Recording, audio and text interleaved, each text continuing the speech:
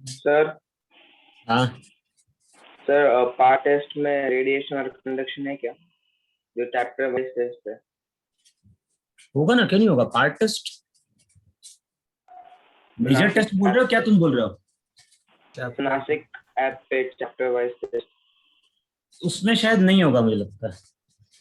उसमें कल थर्मोडायनेमिक्स डाला था मैंने।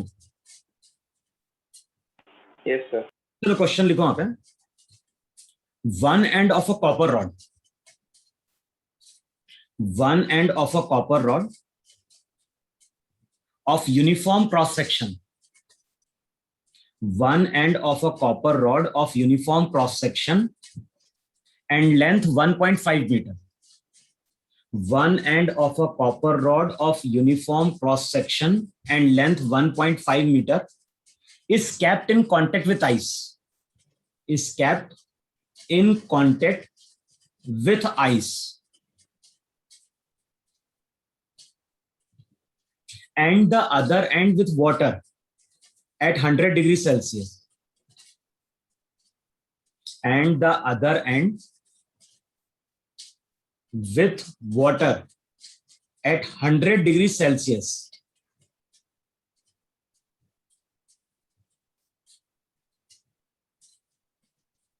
अब क्वेश्चन में क्या बोल रहा है? At what point along its length, at what point along its length should a temperature of 200 degrees Celsius be maintained? At what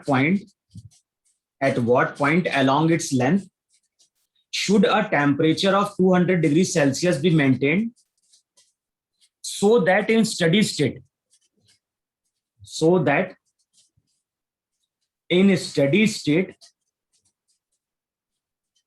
the mass of ice melting, the mass of ice melting be equal to that of steam produced, be equal to that of steam produced in the same interval of time, in the same interval of time.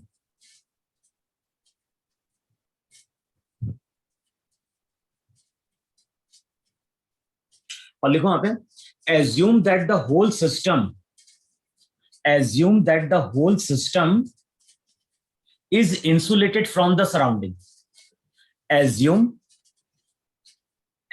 that the whole system is insulated from the surrounding, और latent heat लेनी है 80 और 540। तो इस तरह से diagram given है वहां पे।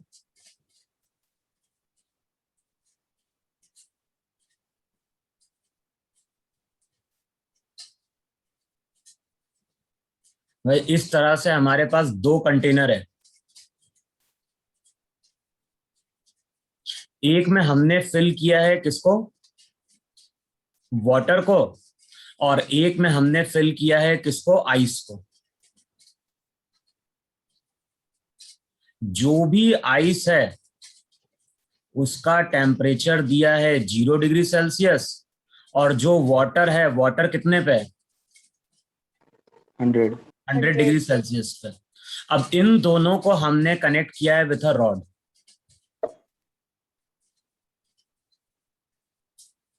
तो जो फिनोमिना है वो यहाँ पे क्या है? कंडक्शन है।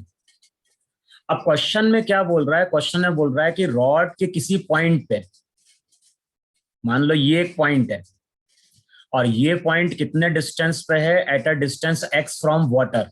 अब क्वेश्चन में बोल रहा है कि यहाँ पे वो कितना टेम्परेचर मेंटेन करना चाहता है? यहाँ पे टेम्परेचर मेंटेन करना चाहता है 200 डिग्री सेल्सियस। अच्छा बताओ, अगर हम x डिस्टेंस पे अगर 200 डिग्री सेल्सियस का टेम्परेचर मेंटेन करेंगे, बताओ हीट करंट किस डायरेक्शन में जाएगा? बताओ दोनों डायरेक्शन में हीट करंट जाएगा कि नहीं जाएगा? Yes sir. यानी हीट करंट अगर यहां पे जा रहा होगा H1, भाई हीट हमेशा जाती है हायर से लोअर टेम्परेचर की ओर। तो एक तरह से इमेजिन करो कि जो मिड वाला पॉइंट है वहां पे हमने क्या कर दिया? उस एंड को गर्म करना स्टार्ट कर दिया। देखो ऐसे बोले नहीं बोलोगे कि ये जो पॉइंट है, ये पॉइंट बेसिकली वो पॉइंट है जिसको हम अब क्या कर रहे हैं? हीट कर रहे हैं। और हीट करके कंटिन्यूअसली वहां पे क्या कर रहे हैं, 200 डिग्री का टेम्परेचर मेंटेन कर रहे हैं। तो इस पॉइंट पे जो भी हीट देंगे वो आइस की ओर भी जाएगी और साथ में किसकी ओर जाएगी, वाटर, वाटर की। अब क्वेश्चन में क्या बोल रहा है, क्वेश्चन में बोल रहा है कि सेम टाइम इंटरवल में जितनी आइस मेल्ट कर रही है, क्वेश्चन में क्या बोल रहा है वहां पे, the mass of ice melting be equal to that of steam produced in the same interval of time.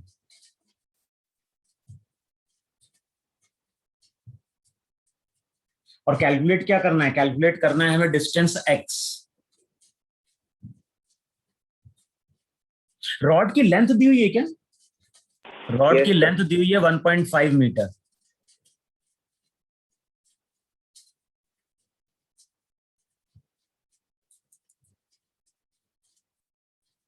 तो थर्मल कंडक्टिविटी की जरूरत नहीं पड़ रही है, कहीं ना कहीं कैंसल आउट हो रहा होगा।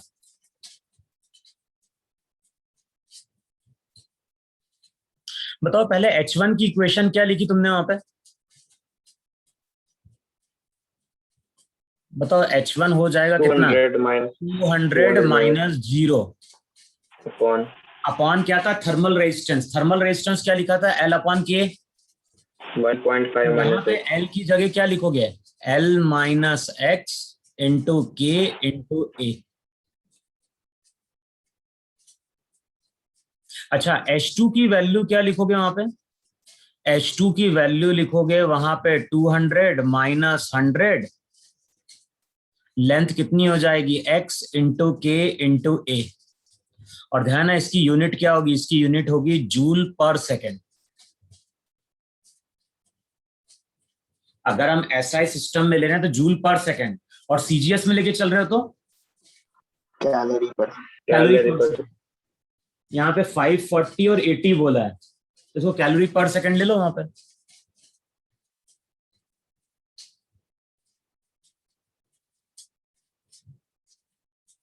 अगर CGS में जा रहे हो तो 1 सेकेंड में इतनी कैलोरी एनर्जी वाटर और आइस को मिल रही होगी।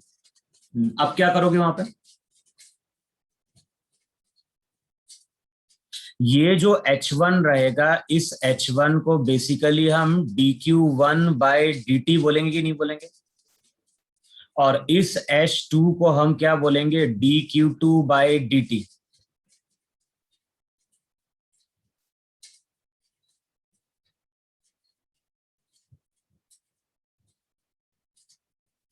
अरे हाँ है ना। Yes sir. हाँ सर। अब क्या करोगे वहां पे, जो आइस मेल्ट होती है उसका फॉर्मूला वहां पे क्या था भाई, डीक्यू वहां पे स्मॉल अमाउंट की एनर्जी है कि नहीं जो आइस को मिलेगी।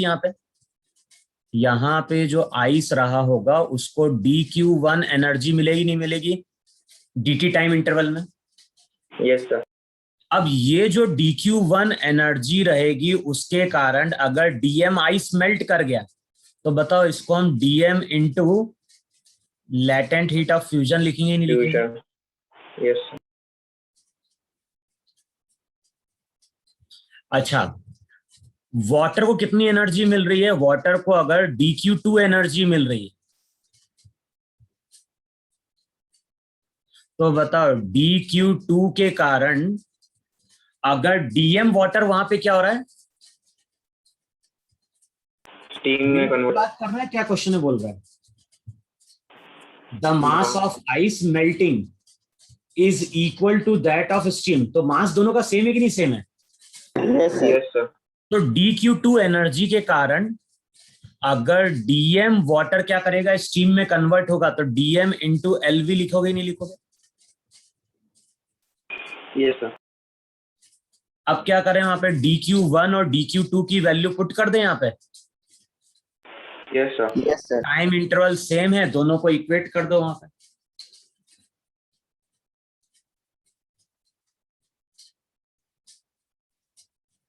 तो dm बाई dt वहां पे इक्वेट होगा, तो चेक करो इक्वेशन क्या बनेगी, इक्वेशन बन जाएगी 200 into K into A upon L minus X dq1 तो डिवाइडेड बाय हो जाएगा LF, और यहां पे हो जाएगा 100 into KA upon X into LV।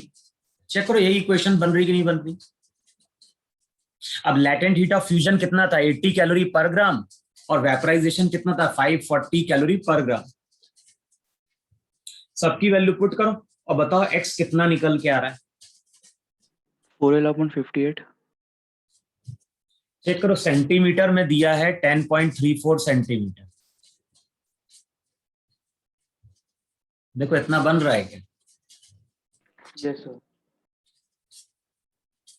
के वाली टर्म कैंसिल आउट हो जाएगी, लेंथ पुट कर दो 15 सेंटी 1.5 मीटर कहां लेंथ, कन्वर्ट कर Yes, दो sir. सेंटीमीटर में।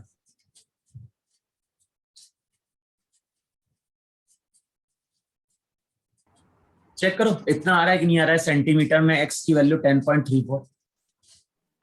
आ रहा है सर।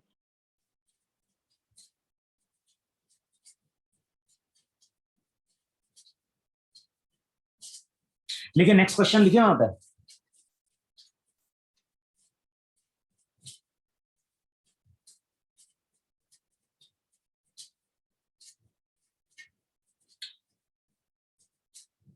अबे तुम लोग पूछ रहे हो आगे क्वेश्चन लिखे next.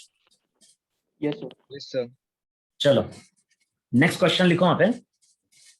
A hollow sphere, a hollow sphere of inner radii 0.25 meter,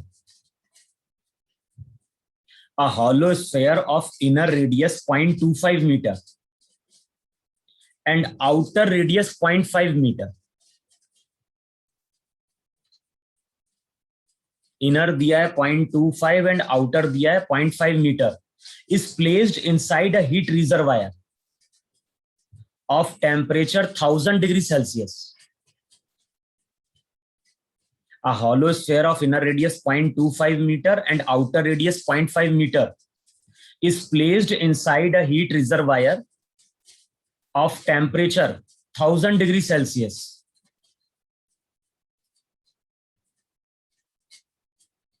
The hollow sphere contains water. The hollow sphere contains water at initial temperature 0 degree Celsius. The hollow sphere contains water at initial temperature 0 degree Celsius.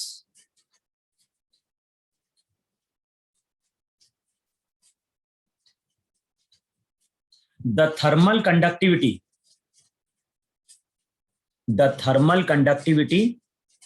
of the material is,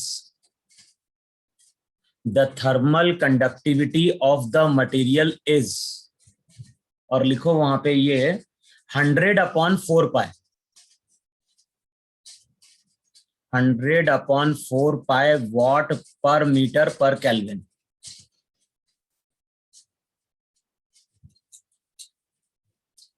अब लिखो question के दो part हैं। पहला part लिखो वहां पे, find the time required, find the time required to raise the temperature of water to 100 degree Celsius. Find the time required to raise the temperature of water to 100 degrees Celsius.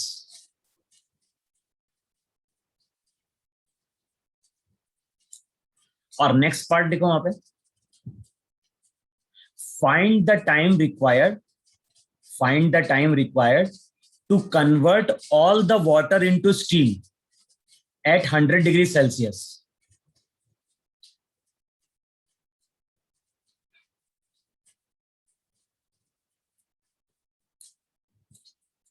Sir repeat करो।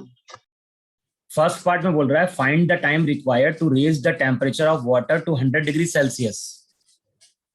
Second part में क्या बोल रहा है, second part में बोल रहा है find the time required to convert all the water into steam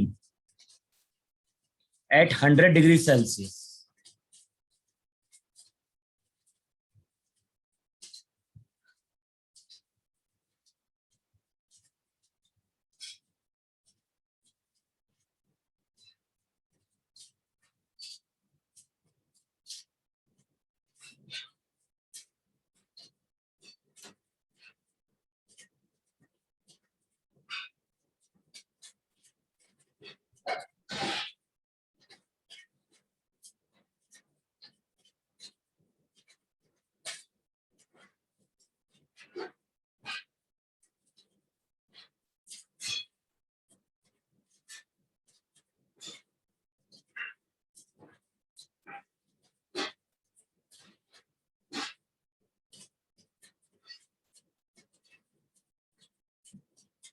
देखो यही तुम्हारा शेल है कि नहीं है वहां पे?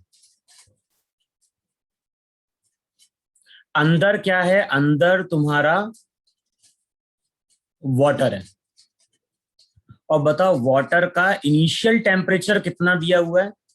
तो जो भी वाटर है, वाटर इनिशियली कितने पे है?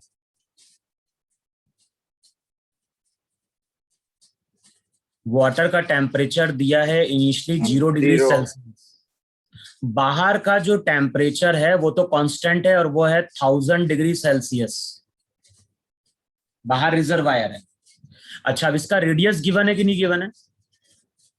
ये अगर R1 है और ये अगर R2 है, तो क्वेश्चन में R1 की वैल्यू गिवन है, R1 दिया है 0.25 मीटर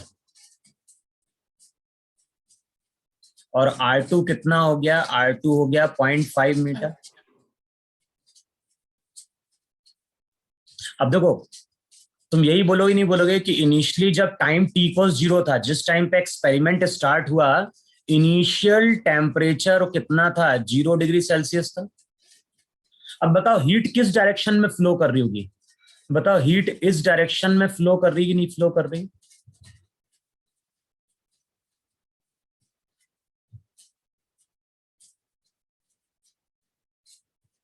बताओ सभी तरफ से हीट इस डायरेक्शन में आएगी नहीं आएगी?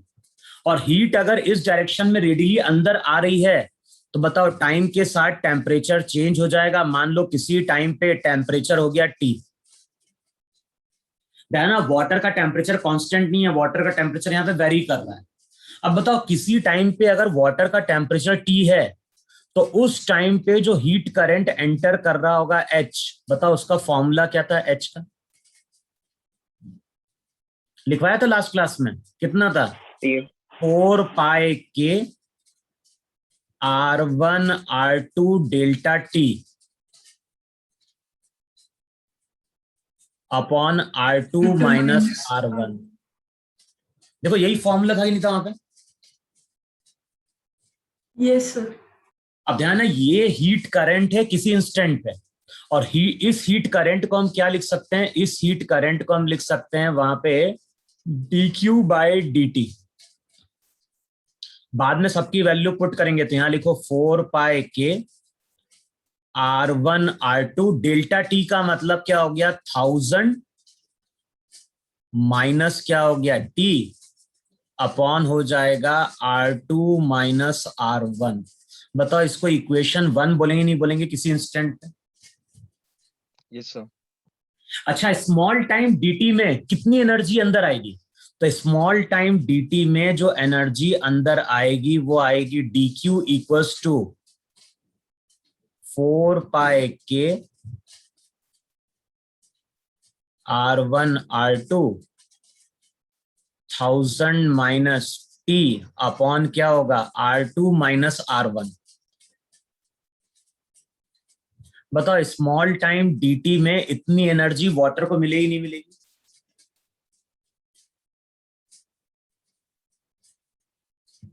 अबे हाँ कि ना? Small time Yes, dt sir. में बताओ इतनी एनर्जी वाटर को मिली? Yes, sir. अच्छा, वाटर का मास कैलकुलेट कर लो। वाटर का मास कैसे कैलकुलेट करोगे? वाटर का मास कैलकुलेट करोगे वाटर की डेंसिटी। अब देखो सिस्टम सब कुछ SI सिस्टम में लेके चलना है, तो वाटर की डेंसिटी कितनी थी वहां पे? CGS में 1 और SI में कितनी थी? तो मास हो जाएगा डेंसिटी इंटू वॉल्यूम। वाटर की जो डेंसिटी थी वो थी वहां पे 1000 kg पर मीटर क्यूब। अब मास को लिखो डेंसिटी इंटू वॉल्यूम, वॉल्यूम हो जाएगा 4/3 पाई R1 क्यूब।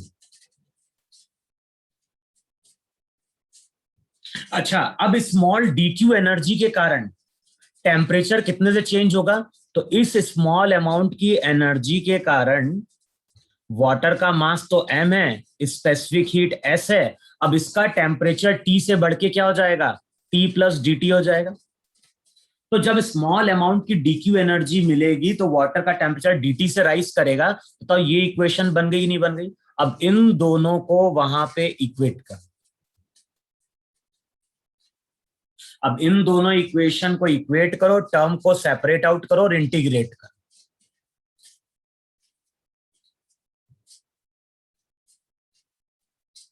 बताओ टर्म सेपरेट आउट होगी कि नहीं होगी?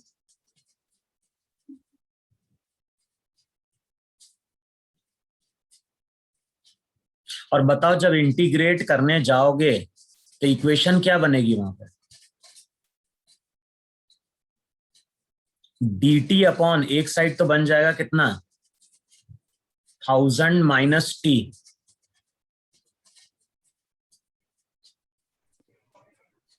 बनेगा कि नहीं बनेगा? हाँ सर। और दूसरे साइड क्या बनेगा? दूसरे साइड बनेगा 4 पाई के R1 R2, है ना? 4 पाई के R1 R2, R2 minus R1, और m इंटू एस से डिवाइड हो जाएगा ना equation. m into S into D T. अब इसको इंटीग्रेट करो। कहां से कहां इंटीग्रेट करोगे? तो इंटीग्रेशन की लिमिट होगी जब t की वैल्यू 0 थी तो टेम्परेचर मेरा वहां पे 0 डिग्री सेल्सियस था, और जब टाइम t होगा तो टेम्परेचर जो रहेगा 0 से बढ़ के कितना आएगा, 100 आएगा।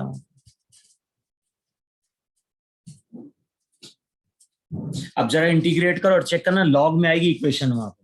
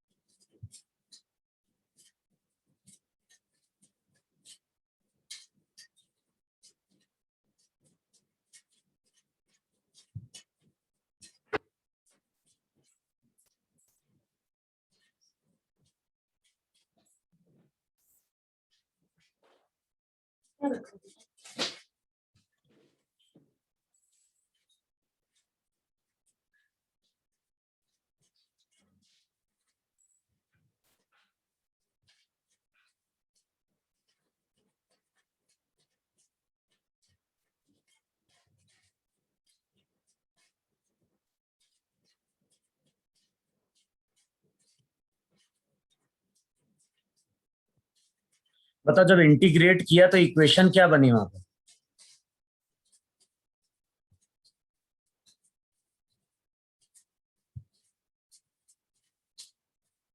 अरे इंटीग्रेट कैसे कर रहे हो? इंटीग्रेट यही करो, ही नहीं करोगे वहां पे? अगर तुम्हें इंटीग्रेट करना है dt अपॉन 1000 माइनस टी को, तो इंटीग्रेट कैसे करते थे वहां पे? 1000 माइनस टी को क्या मान लो, x मान लो। Yes sir. फिर जो चीज हम पुट करते थे उसी को डिफरेंशिएट करते थे, dx बाई dt कितना हो जाएगा, 1000 का 0, t का -1।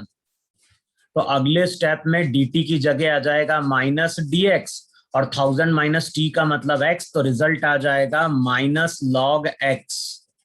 नेचुरल लॉग है तो माइनस लॉग x का मतलब क्या हो गया, 1000 माइनस टी। बताओ यही आएगा कि नहीं आएगा? और राइट हैंड साइड dt का क्या हो जाएगा, t हो जाएगा। अब सबकी वैल्यू पुट करो और बताओ मुझे टाइम कितना है। अच्छा, एस स्पेसिफिक हीट है, और स्पेसिफिक हीट कितनी थी वाटर की, 4200 जूल पर केजी पर केल्विन या पर degree Celsius.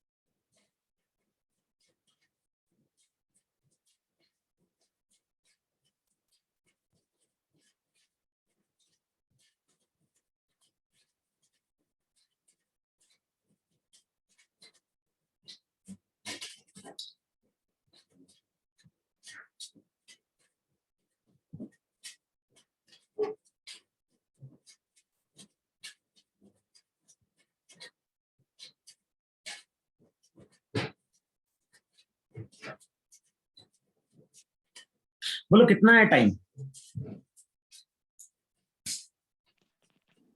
log 10 by 9 whole divided by 50.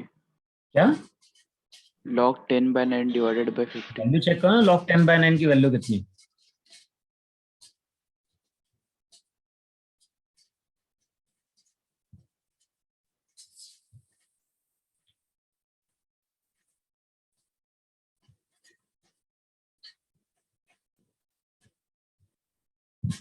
इसने जो आंसर दिया है वो टाइम दिया है 9 minutes 39 seconds.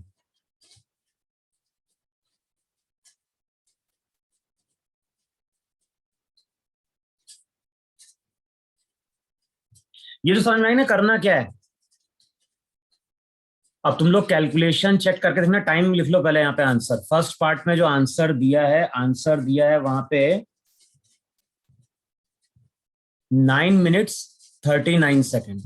अब तुम लोग कैलकुलेट करके देख लेना इतना आ रहा है कि नहीं आ रहा है।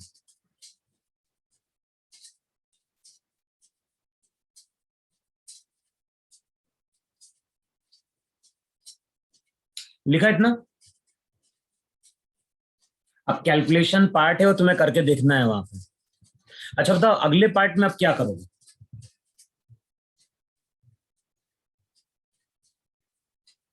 भाई फर्स्ट पार्ट में तो था कि टाइम कैलकुलेट करना है जब वाटर का टेम्परेचर 0 से 100 आएगा। अब बताओ नेक्स्ट पार्ट में हम क्या करें वहां पे?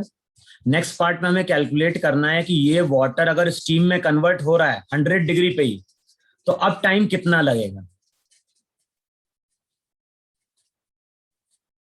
बताओ अब अंदर का टेम्परेचर क्या है, कांस्टेंट या वेरिएबल? अब अगर तुम देखोगे तो जिस टाइम पे एक्सपेरिमेंट स्टार्ट होने जा रहा है अंदर का टेम्परेचर तो कांस्टेंट रहेगा, और टेम्परेचर अगर कांस्टेंट है तो हीट करंट भी क्या होगा, कांस्टेंट हो जाएगा। हीट करंट का फॉर्मूला था 4πk r1r2। डेल्टा थीटा क्या हो जाएगा, डेल्टा थीटा हो जाएगा 1000 - 100 अपॉन, बताओ ये हीट करंट अब कांस्टेंट है कि नहीं? और हीट करंट को वहां पे हमने लिखा था dq/dt। अब स्मॉल टाइम में कितनी एनर्जी मिलेगी? तो स्मॉल टाइम में जो एनर्जी मिलेगी वो हो जाएगी 4πk r1r2 1000 - 100 upon r2 - r1 into dt। बताओ यही स्मॉल अमाउंट की एनर्जी है कि नहीं जो dt टाइम में मिलेगी यहां पे?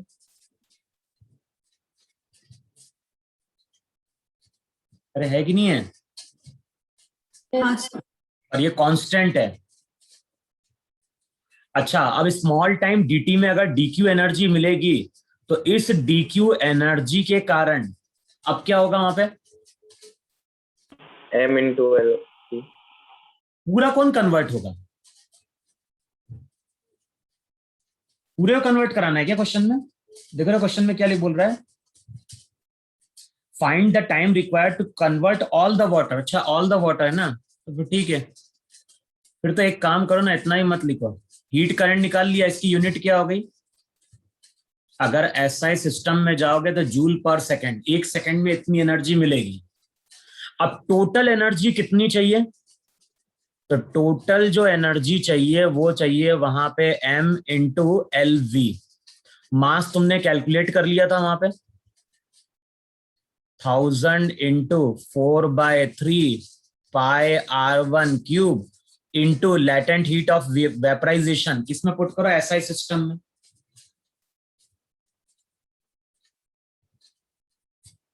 अब बताओ 1 सेकंड में इतनी एनर्जी मिल रही है, तो इतनी एनर्जी के लिए कितना टाइम लगेगा? तो जो टाइम लगेगा वो यही होगा कि नहीं होगा वहां पे, m/lv यानी q अपॉन क्या कर दें, हीट करंट। वहां पे 1 सेकंड में इतनी एनर्जी मिल रही है तो इतनी एनर्जी के लिए कितना टाइम लगेगा? आप चेक कर लो टी की वैल्यू कितनी यहां से।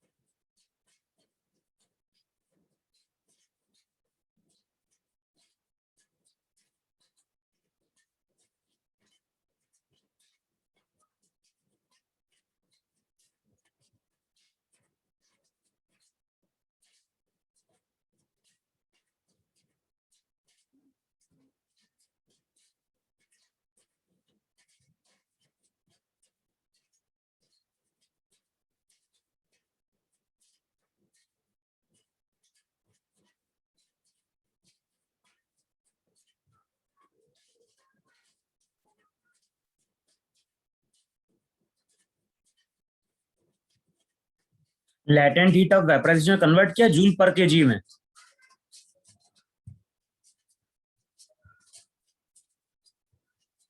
ये 540 तो क्या था, कैलोरी पर ग्राम था ना।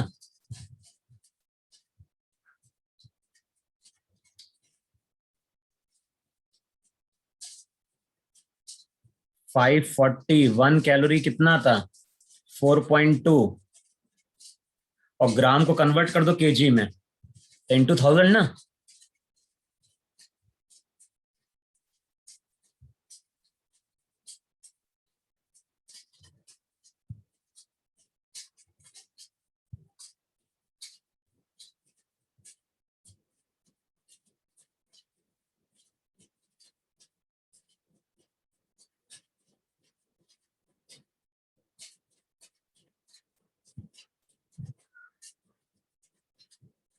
कितना टाइम,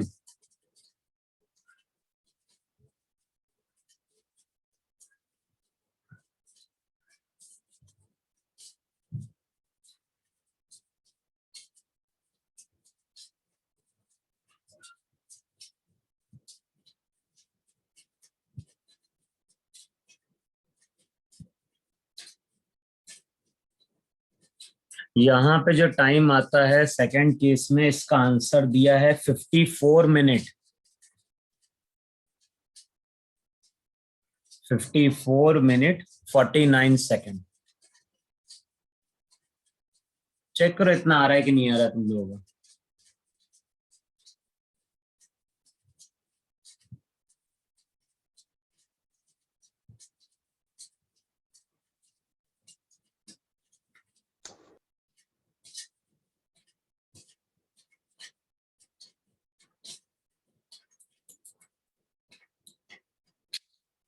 कैलकुलेशन कर पाओगे कि नहीं कर पाओगे तुम लोग, इसमें तो कोई इंटीग्रेट भी नहीं करना है।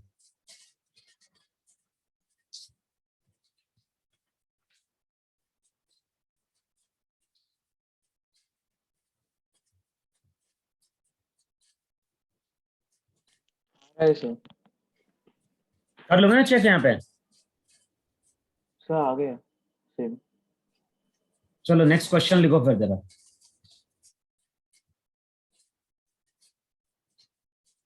लिखो यहाँ पे, a 2 metre long wire, a 2 meter long wire of resistance 4 ohm. लिखो वहां पे, a 2 meter long wire of resistance 4 ohm and diameter 0.64 millimeter. A 2 meter long wire of resistance 4 ohm and diameter 0.64 millimeter is coated with plastic insulation of thickness 0.06 millimeter.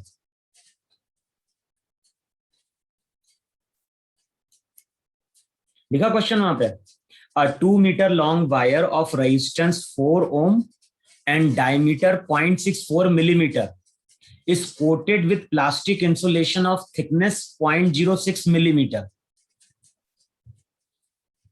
When a current of 5 ampere, sir thickness एक बार फिर से बताओ। Thickness है 0.06 millimetre,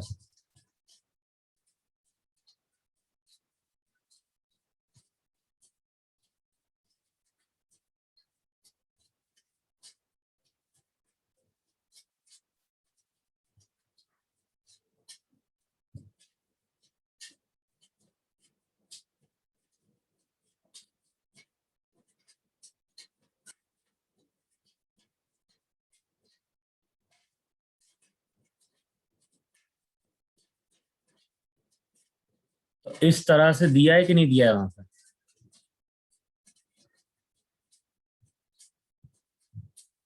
अब question में क्या बोल रहा है, when a current of 5 ampere flows through the wire, find the temperature difference across the insulation in steady state. Find the temperature difference across the insulation in steady state. और जो के है थर्मल कंडक्टिविटी वो दी हुई है 0.16 into 10⁻⁻², और unit है calorie पर सेंटीमीटर पर सेकेंड पर डिग्री सेल्सियस। बताओ क्वेश्चन में थिकनेस गिवन है कि नहीं गिवन है? ये वाली थिकनेस Yes, sir. कितनी दी है थिकनेस है? 0.06. 0.06 मिलीमीटर। तो ये थिकनेस दी हुई है 0.06 मिलीमीटर। अच्छा, अब R1 R2 कैलकुलेट कर लो जरा। वहां पे याद है इस रेडियस को हमने डिफाइन किया था R1 और इसको हमने डिफाइन किया था R2। तो डायमीटर दिया है, पहले R1 कैलकुलेट कर लो, उसमें थिकनेस ऐड कर दो, R2 मिल जाएगा। तो चेक करो R1 की वैल्यू कितनी है, 0.64 डिवाइड किया कितना, 0.32।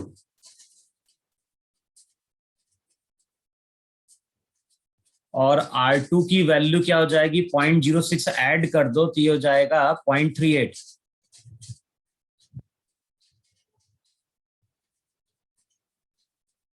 बताओ यही रेडियस है कि नहीं है वहां पे? Yes sir. Yes sir. अब क्या करोगे वहां पे?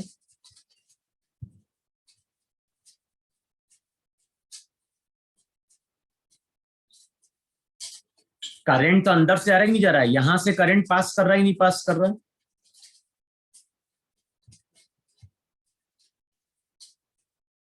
और हमें मालूम है कि जब भी किसी कंडक्टर से करंट पास करता है तो वहां पे हीट जनरेट होती है। अरे होती ही नहीं होती है? और सबने पावर का फॉर्मूला पढ़ा होगा 9th-10th में। पावर का एक तो फॉर्मूला था V इंटू आई, या फिर क्या था I²R, या फिर था V²/R। अगर R उसका क्या होता है, रेजिस्टेंस होता है वायर का।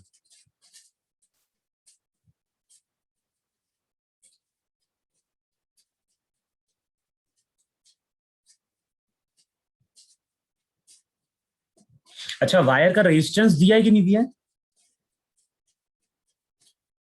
यस देखो सर। क्वेश्चन चेक करो, वायर का रेजिस्टेंस दिया है, हमें रेजिस्टेंस कैलकुलेट नहीं करना है। रेजिस्टेंस दिया है वहां पे 4 ओम। बताओ आप क्या करोगे? सर पावर निकालेंगे और हीट करंट के इक्वल कर देंगे। स्टडी स्टेट में बोल रहा है नहीं बोल रहा है क्वेश्चन में? Yes sir. तो स्टडी स्टेट में क्या होगा, एक सेकंड में जितनी हीट लिबरेट होगी, बताओ एक सेकंड में उतनी हीट कंडक्शन थ्रू बाहर निकल जाएगी नहीं निकल जाएगी? Yes sir. भाई जो हीट रहेगी वो वायर के कारण जनरेट हुई और इस मटेरियल से होते हुए बाहर निकलेगी नहीं निकलेगी? और क्वेश्चन में स्टडी स्टेट की बात कर रहा है, तो बताओ यहाँ पे पावर का मतलब क्या हुआ, dQ/dt ना। Yes sir. तो यहाँ पे जो पावर आएगा वो आएगा I²R। इसकी यूनिट क्या होगी, इसकी यूनिट होगी जूल पर सेकेंड। और हमने जो हीट करंट कैलकुलेट किया था, बताओ वो कितना था वहां पे? लास्ट क्लास हमने कैलकुलेट किया हीट करंट था, उसका फॉर्मूला क्या था? 2 pi RL delta T 2 पाई RL RL की KL। KL। अरे RL कहाँ था, log R बना था ना वो तो नीचे। यस सर डिनोमिनेटर में था लॉग। हाँ तो 2 pi KL delta T delta T upon log R R2 by R1। R1। यही था कि नहीं था वहां पे? Yes sir. चलो कैलकुलेट करेगा वैल्यू।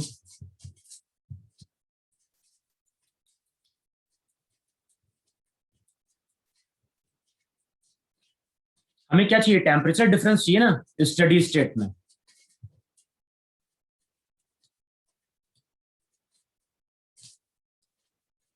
तो आप क्या कर दो, दोनों को यहाँ पे इक्वेट कर दो। अब के लिए चेक कर लेना यूनिट किस में चल रही है वहां पे।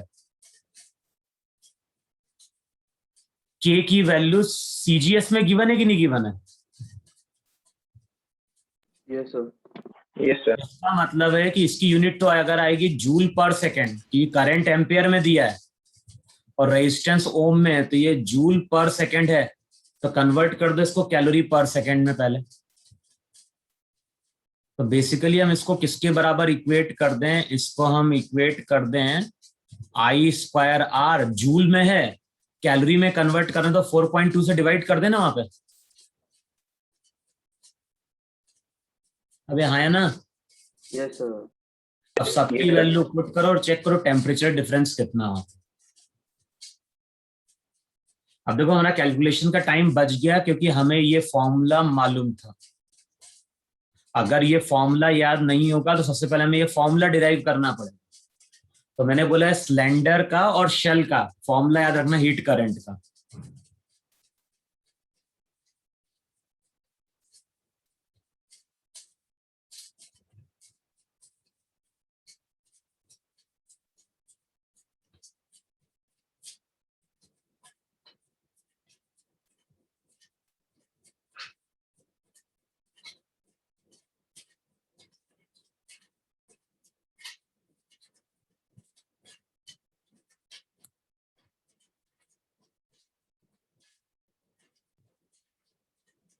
तुम लोग चेक कर लो कि log 38/32 की वैल्यू कितनी आ रही है।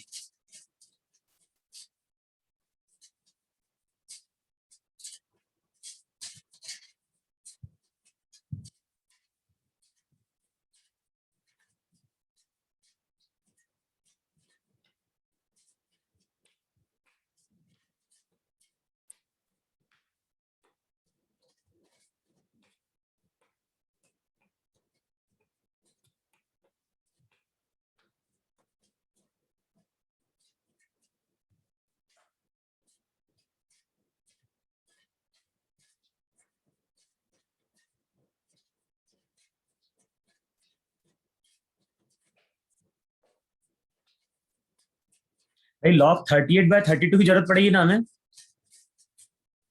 Yes sir. Yes sir. Yes. करना है log 38 कितना देगा कैलकुलेटर में? तो log 38/32.074। Yes, sir.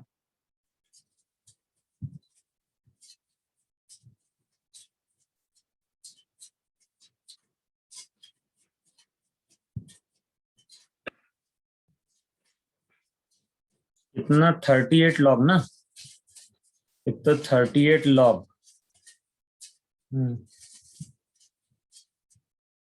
292। एक मिनट, साइंटिफिक कैलकुलेटर में पहले जाएगा log 38 ना।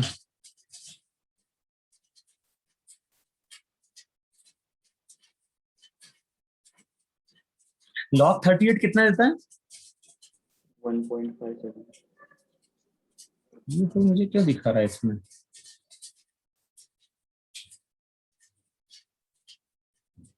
कुछ गलत है क्या?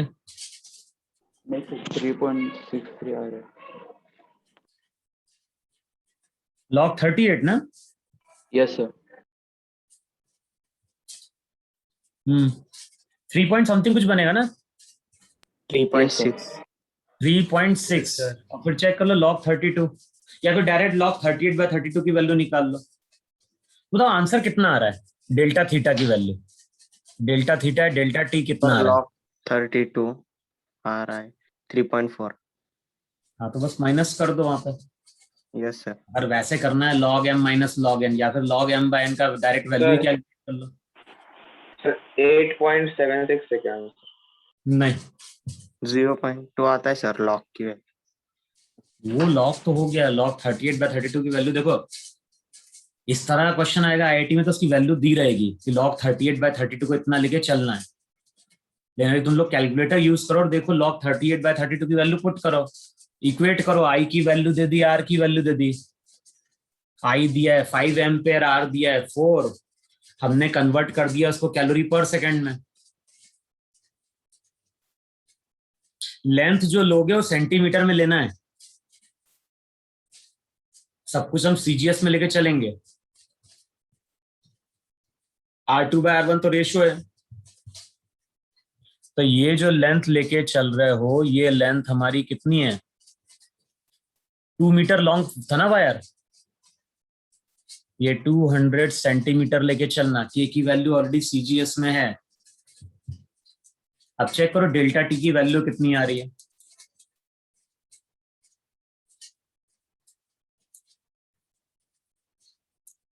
अरे स्पीड तो बढ़ाओ कैलकुलेशन की, 2 या 3 क्वेश्चन ही सॉल्व हुए हैं अभी तो केवल।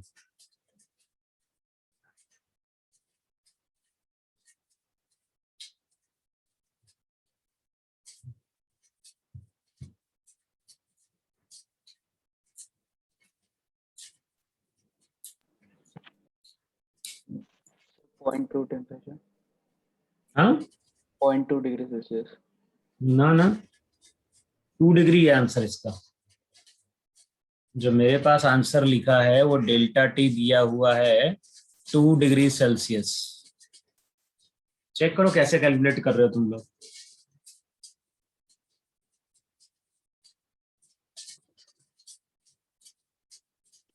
सर 1.925 आ रहा है। 1.925। 925। हाँ तो अप्रोक्सीमेटली 2 हो गया कि नहीं हो गया? Yes sir. यस।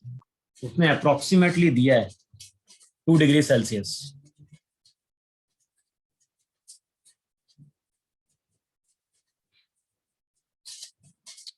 ध्यान है जैसे अपन ने शेल का क्वेश्चन किया है ना, तो ऐसे ही मैंने कहीं पे क्वेश्चन आइस का देखा है। शेल के अंदर आइस रखी हुई है, पूछता है कितनी आइस मेल्ट हुई।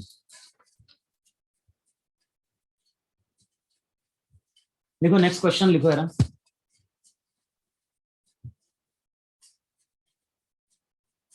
लिखो यहाँ पे a cylindrical block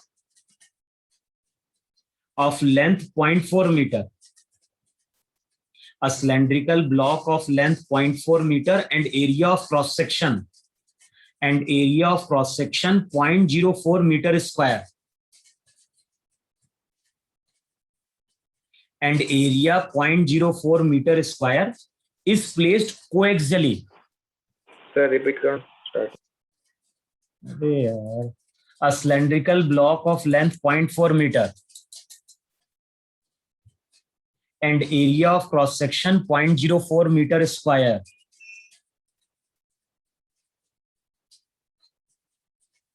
length 0.4 metre, area जो है वो है 0.04 metre square, is placed coaxially on a thin metal disc of mass 0.4 kg.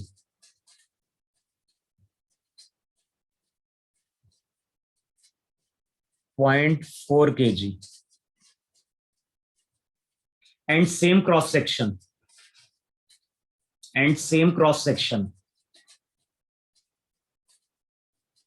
The upper face of the cylinder is maintained. The upper face of the cylinder is maintained. The upper face of the cylinder is maintained at a constant temperature 400 Kelvin.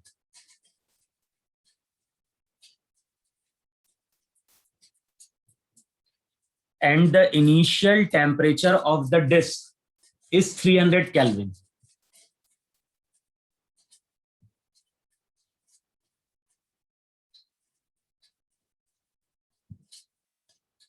If the thermal conductivity of the material of the cylinder is 10 watt per meter per Kelvin. If the thermal conductivity of the material of the cylinder is 10 watt per meter per Kelvin and the specific heat of the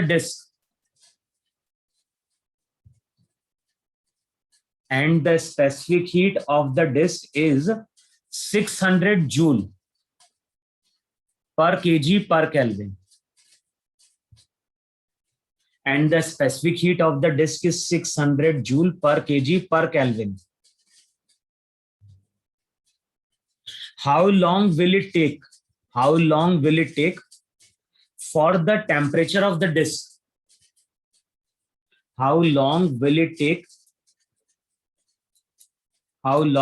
take for the temperature of the disk to increase to 350 Kelvin?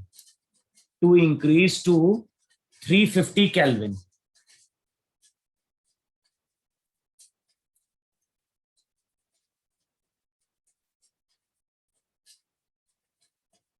लिखा वहां पे,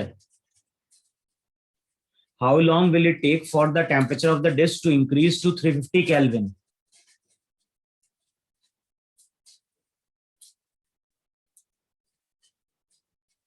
अब आगे लिखो वहां पे, assume for purpose of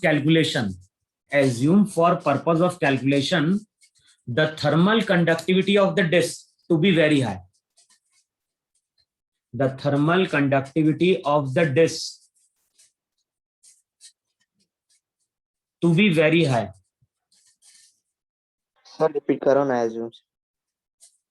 Assume for the purpose of calculation the thermal conductivity of the disk to be very high and the system to be thermally insulated except for the upper face of the cylinder.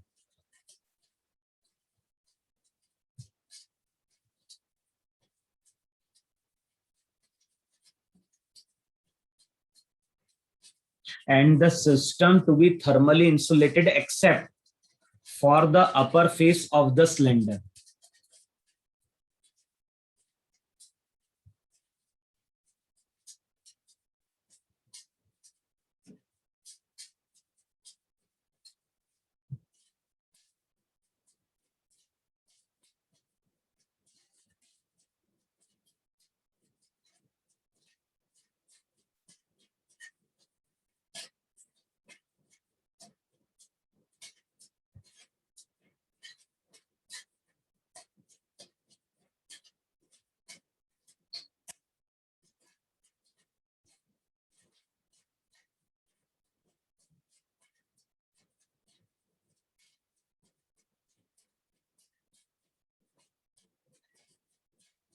बताओ diagram कुछ ऐसा है कि नहीं है? ये तो हो गया सिलेंडर,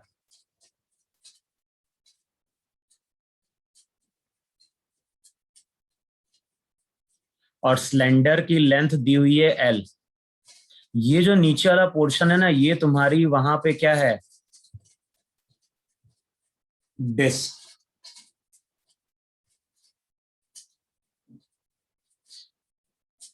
क्वेश्चन में क्या बोल रहा है, चारों तरफ से हमने इसको इंसुलेट कर दिया है, लेकिन ऊपरला सरफेस इंसुलेटेड नहीं है और टेम्परेचर कितना मेंटेन किया गया है, ऊपर जो टेम्परेचर है वो टेम्परेचर मेंटेन किया गया है 400 केल्विन। और क्वेश्चन में क्या बोल रहा है, T इक्वल्स टू 0 पे ये डिस्क है और डिस्क का टेम्परेचर T, तो T इक्वल 0 पे डिस्क का इनिशियली टेम्परेचर है कितना, 300 केल्विन। अब किसी T टाइम पे मान लो डिस्क का टेम्परेचर T है। अब बताओ हीट का कंडक्शन कहां होगा, हीट का कंडक्शन ऐसे ही होगा कि नहीं होगा वहां पे? हीट हमेशा फ्लो करेगी हायर टेम्परेचर से लोअर टेम्परेचर की ओर। अब बताओ जब ये हीट जाएगी तो ये हीट किसको मिलेगी, डिस्क को मिलेगी, और जब डिस्क को मिलेगी तो डिस्क के टेम्परेचर को वो क्या करेगी, बढ़ा देगी वहां। तो पहले सबसे पहले हम हीट करंट का फॉर्मूला लिख लें वहां पे। बताओ हीट करंट का फॉर्मूला क्या लिखेंगे, हीट करंट का फॉर्मूला था 400 kelvin minus temperature T upon R। अब R का मतलब क्या हो जाएगा, length L into K into A। बताओ ये हीट करंट है कि नहीं, और इस हीट करंट को अब तुम क्या लिखोगे, इस हीट करंट को तुम लिखोगे dQ बाय dt। अब बताओ स्मॉल टाइम dt में इस डिस्क को कितनी एनर्जी मिल रही है, डीक्यू एनर्जी मिल रही कि नहीं मिल रही। और जो भी डीक्यू एनर्जी रहेगी, डीक्यू एनर्जी हो जाएगी 400 minus T into K A by L. बताओ स्मॉल टाइम dt में यही एनर्जी मिली कि नहीं मिली। अब स्मॉल टाइम dt में जो एनर्जी मिलेगी, अगर मास m है, स्पेसिफिक हीट s है, तो स्मॉल टाइम dt में इसका टेम्परेचर कितने से बढ़ेगा, स्मॉल टाइम dt में इसका टेम्परेचर dt से बढ़ जाएगा, तो ये हो जाएगा ms। और बताओ इन दोनों इक्वेशन को इक्वेट कर दे कि नहीं इक्वेट कर दे। अब टर्म को सेपरेट आउट करो और उसको इंटीग्रेट करो। तो बताओ जब इन दोनों को इक्वेट करोगे और टर्म को सेपरेट आउट करोगे तो रिजल्ट हो जाएगा dt अपॉन किसके बराबर हो जाएगा, ये हो जाएगा K A by L into M into S into D T, 0 से t, और यहां पे टेम्परेचर गया है 300 टू कितना 375 ना, इंटीग्रेट।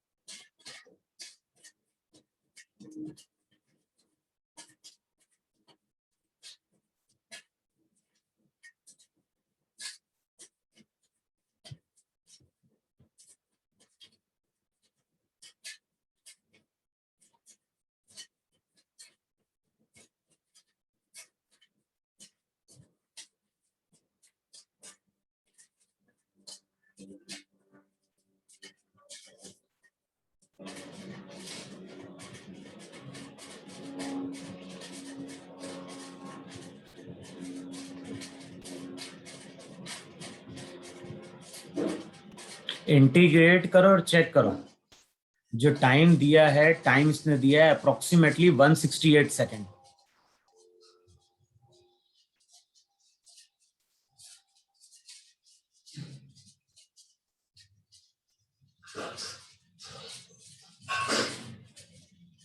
सब कुछ दिया है, मास दिया है, डिस्क का सिलेंडर की लेंथ दी है। सर 168.367। नहीं अप्रोक्सीमेटली चेक करो 168 आ रहा है कि नहीं आ रहा है। Yes sir.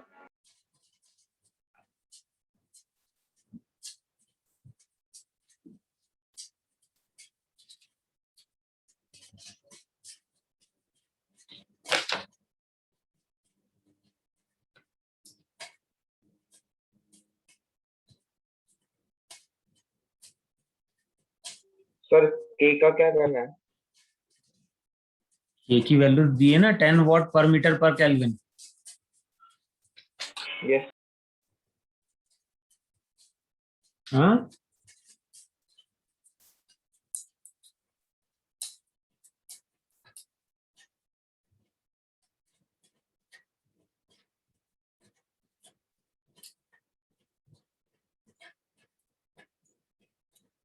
लिख लिया।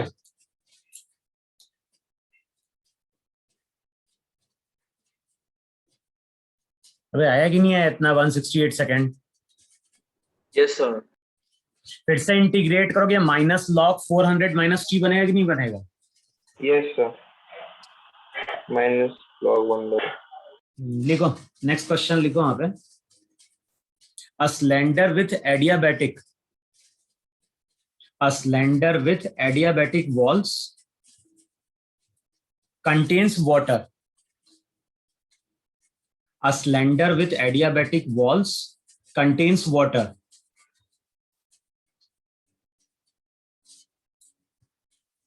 The cylinder is closed on top.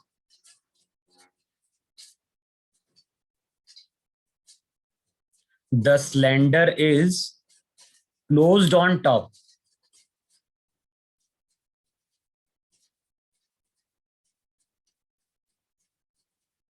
The cylinder is closed on top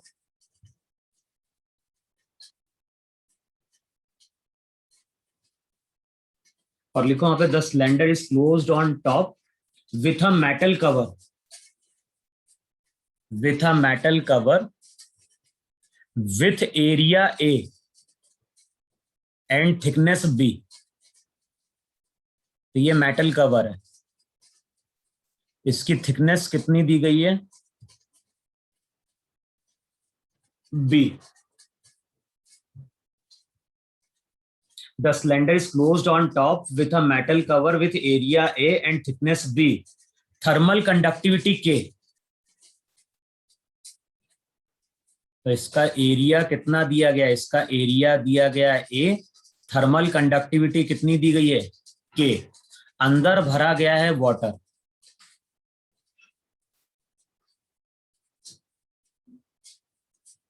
लिखा है ना? Heat capacity of water is C. Specific heat नहीं दी है, हीट कैपेसिटी दी है, तो heat capacity of water is C.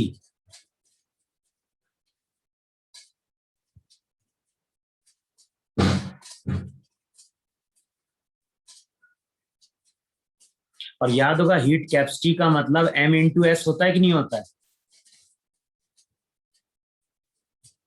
Yes sir. Heat capacity पूरे मास के लिए थी वहां पे। अब क्वेश्चन में क्या बोल रहा है? Heat capacity of water is C, temperature of surrounding is T0. बाहर का टेम्परेचर तो कांस्टेंट है और वो कितना दिया हुआ है? वो दिया है T0, assumed to be constant. An electric heater produces heat. An electric heater produces heat at a rate h. An electrical heater produces heat at a rate h. Find the temperature of water as a function of time after the heater is switched on. Find the temperature of water as a function of time after the heater is switched on.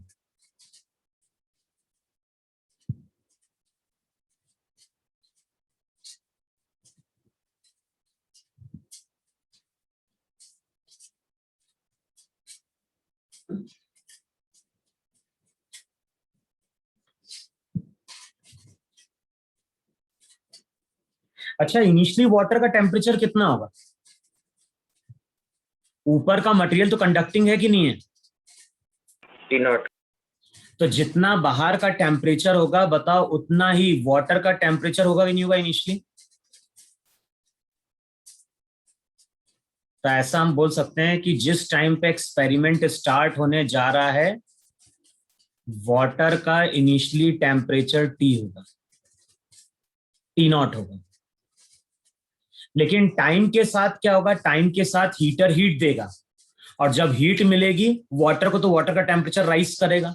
तो किसी T time पे मान लो water का temperature T है, बताओ अब equation क्या लिखोगे वहां पे?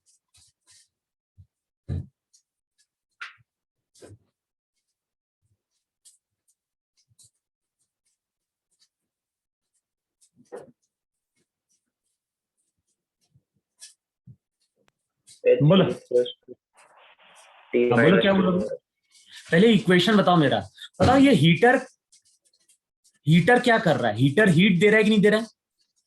Yes sir. रेट क्या है? H. तो स्मॉल टाइम dt में हीट कितनी मिलेगी? या स्मॉल टाइम dt में हीटर कितनी एनर्जी देगा? H इंटू dt देगा कि नहीं देगा? अबे हाँ या ना भाई? क्वेश्चन में यही नहीं बोल रहा कि जो इलेक्ट्रिक हीटर है वो किस रेट से हीट प्रोड्यूस कर रहा है? रेट दिया है H, तो स्मॉल टाइम dt में बताओ H इंटू dt ये एनर्जी मिलेगी कि नहीं मिलेगी? अब बताओ यहाँ पे ये पूरी पूरी एनर्जी वाटर को मिलेगी क्या? No sir. कुछ पार्ट तो क्या होगा, कंडक्शन के थ्रू बाहर चला जाएगा। Yes sir. बताओ कंडक्शन के थ्रू जो वाटर बाहर, कंडक्शन के थ्रू जो हीट बाहर जाएगी, इस तरह से हीट बाहर जा रही कि नहीं जा रही है? Yes sir. उसकी वैल्यू क्या होगी? अगर यहां पे हम हीट करंट कैलकुलेट करें, मान लो एच डैश मान लो हीट करंट को, तो हीट करंट को क्या लिखते थे? हीट करंट को लिखते थे टेम्परेचर डिफरेंस। टेम्परेचर डिफरेंस क्या हो जाएगा? T minus T not upon था आर। आर का मतलब था एल बाय के, तो एल का मतलब हो जाएगा बी इंटू के इंटू ए। बताओ यही हीट करंट है कि नहीं, जो कंडक्शन के थ्रू बाहर जा रहा होगा? Yes sir. इसकी यूनिट तो जूल पर सेकेंड होगी। स्मॉल टाइम dt में कितनी एनर्जी बाहर गई? तो स्मॉल टाइम dt में जो एनर्जी बाहर जाएगी वो जाएगी T minus T not into K A into D T by B. अब बताओ जो भी हीटर एनर्जी दे रहा है उसका कुछ पार्ट तो कंडक्शन के थ्रू बाहर चला गया, और बताओ रिमेनिंग एनर्जी किसको मिलेगी? रिमेनिंग एनर्जी वाटर को मिलेगी कि नहीं मिलेगी? Yes sir. अच्छा, वाटर को कितनी एनर्जी मिली? कंसीडरेटेड। इसको dt से मल्टीप्लाई करें ना, नो सर। है ना?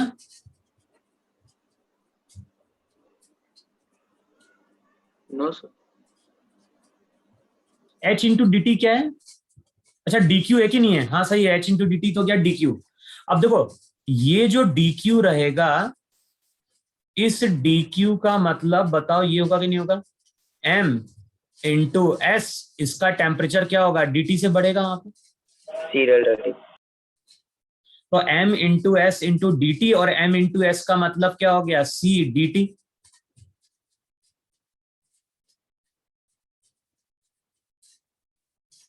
अबे हाँ या ना? Yes sir. Yes sir. Yes sir. अब टर्म को जरा सेपरेट आउट कर लो जरा, हमें इंटीग्रेट करना है बेसिकली यहाँ पे। तो dq का मतलब क्या हो गया? dq का मतलब हो गया c dt। किसके बराबर हो जाएगा? c dt हो जाएगा h dt माइनस हो जाएगा t minus T not, t minus T not K A D T by B. Check करो यही एनर्जी बनेगी नहीं बनेगी इक्वेशन?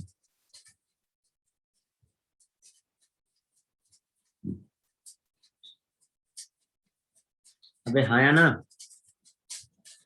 सर नहीं समझ रहे। क्या बोल रहे हो? सर नहीं समझा। क्या नहीं समझा? Sir equation H D T से। अबे एच डी टी क्या है? एच वो एनर्जी है जो कॉइल दे रही है, तो कॉइल जो एनर्जी देगी वो पूरी पूरी एनर्जी वाटर को कौन मिलेगी? कॉइल ने स्मॉल टाइम dt में जो एनर्जी दी उसमें से हम क्या करेंगे? कंडक्शन के कारण जो लॉस हुआ उसको माइनस करेंगे। भाई हम इमेजिन करो कॉइल अगर 100 जूल एनर्जी दे रहा है, तो 100 की 100 जूल एनर्जी वाटर को मिलेगी क्या? No sir. नहीं। मान लो अगर 20 जूल का लॉस हो रहा है कंडक्शन के कारण, तो रिमेनिंग कितनी बची? 80। तो वही तो लिखा है मैंने। सर और वो टी माइनस टी नॉट को डी टी से क्यों मल्टीप्लाई किया? क्या बोल रहे हो?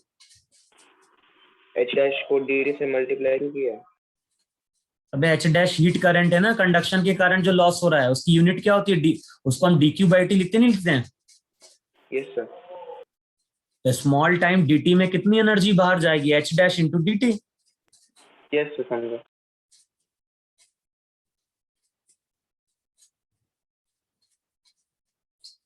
भाई सबकी यूनिट जूल पर सेकेंड है, तो हमें स्मॉल टाइम dt में देखना है। अब बताओ टर्म को अगर सेपरेट आउट करोगे तो नीचे क्या आएगा, dt अपॉन क्या देगा नीचे,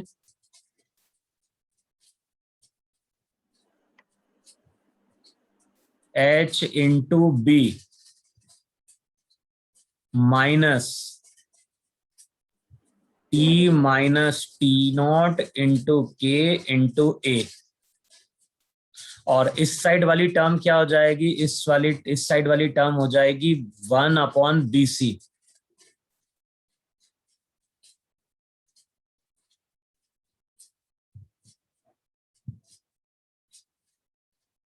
चेक करो जरा, इक्वेशन यही बन रही है क्या इंटीग्रेट करने के लिए? Yes sir. अब इसको कहां से कहां इंटीग्रेट करना है, टी की वैल्यू 0 तो इनिशियली टेम्परेचर टी नॉट, जब टाइम टी होगा तो टेम्परेचर कितना हो गया टी।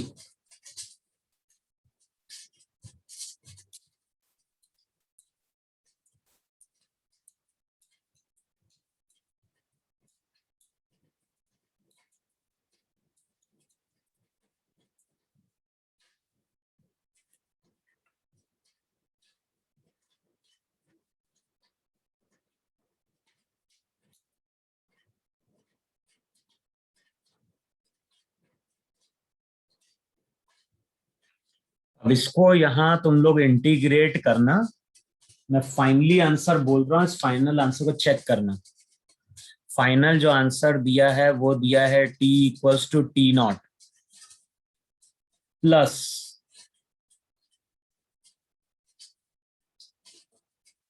बी एच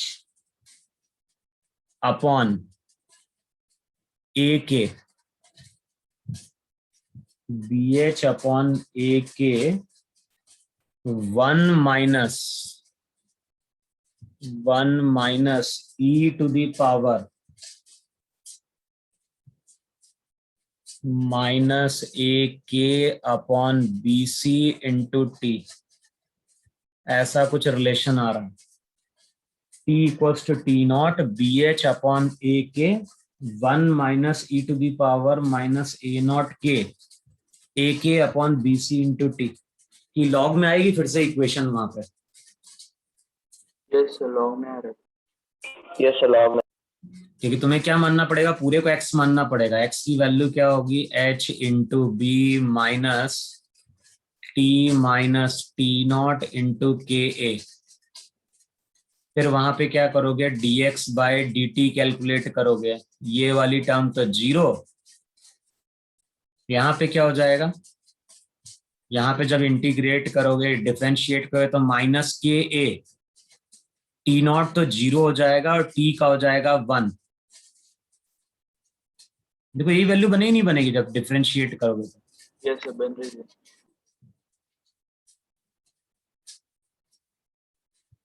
यानी -1 अपॉन के इंटू लॉग में आ जाएगा, फिर लिमिट पुट करो, चेक करो ये इक्वेशन बन रही कि नहीं बन रही। सर -1 आएगा ना वहाँ पे, -1 माइनस ना, माइनस साइन लिया ना मैंने आगे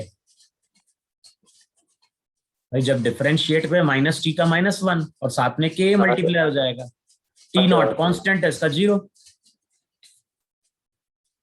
जब dt को रिप्लेस करोगे तो dt को रिप्लेस करना पड़ेगा -1 अपॉन के इंटू डी एक्स, और नीचे वाला टर्म x तो log x हो जाएगा।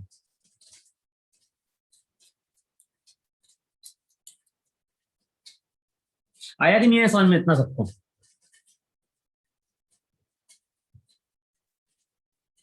एक बार चेक करके देख लेना कि कैलकुलेशन में ये टेम्परेचर बन रहा है कि नहीं बन रहा है। यस सर, बन ना रहा है। इसको चेक कर लेना, कैलकुलेशन सब में इंटीग्रेशन करना था क्वेश्चन में जो आज अपन ने किया। इसमें 1-2 क्वेश्चन और बचे हैं कंडक्शन के, उसको हम सॉल्व करेंगे और उसके बाद फिर आज शाम को रेडिएशन स्टार्ट करेंगे। क्लियर है इतना? Yes sir.